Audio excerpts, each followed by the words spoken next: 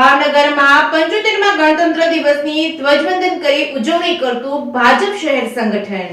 ભાવનગરમાં 75મા ગણતંત્ર દિવસની ઉજવણી ભાજપ શહેર સંગઠન દ્વારા શહેર કાર્યાલય શહેર પ્રમુખ અભયસિંહ ચૌહાણ દ્વારા ધ્વજવંદન કરીને કરવામાં આવી હતી। 75મા ગણતંત્રના ઉપક્રમે શહેર ભાજપના કાર્યાલય અભયસિંહ ચૌહાણે રાષ્ટ્રધ્વજ કરીને પૂરા માન સન્માન સાથે સલામી આપી હતી અને ઉજવણી કરી હતી। રાષ્ટ્રીય પર્વએ ભાવનગરના સાંસદ ડોક્ટર ભારતીબેન શિયા, પશ્ચિમના ધારાસભ્ય જીતુભાઈ વાઘાણી, સંગઠનના પદાધિકારીઓ માનભેર સલામી આપી હતી અને ઉજવણી કરી હતી। રાષ્ટ્રગાન સમયે પશ્ચિમના ધારાસભ્ય જીતુભાઈ વાઘાણીએ ધ્વજવંદનની વિરુદ્ધ દિશામાં સલામી આપતા ત્યાં ઉપસ્થિત રહેલા શહેરીજનોમાં ગણગણાટ શરૂ થયો હતો। આ ઉપક્રમે શહેર ભાજપે બાઇક રેલીનું આયોજન કર્યું હતું, જે ભાજપ કાર્યાલયથી વાઘાવાડી રોડ થઈ રૂપાણી સર્કલે પૂર્ણ કરી હતી। Reporting by Hiren Bhayani, Bhavnagar.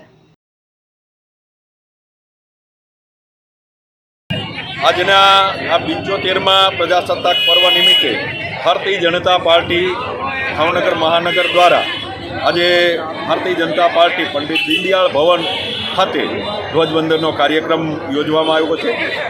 આ કાર્યક્રમમાં માનનીય સાંસદ શ્રી ભારતીબેન શિયા, ધારાસભ્ય શ્રી જીતુભાઈ વાઘાણી, મેયર શ્રી ભરતભાઈ બારડ સહિતના સૌ કોર્પોરેશનના પદાધિકારીઓ, જનપ્રતિનિધિઓ, સંગઠનના હોદ્દેદારો, પાર્ટીના સૌ કાર્યકર્તાઓ અને લોકો મોટી સંખ્યામાં જોડાણા છે।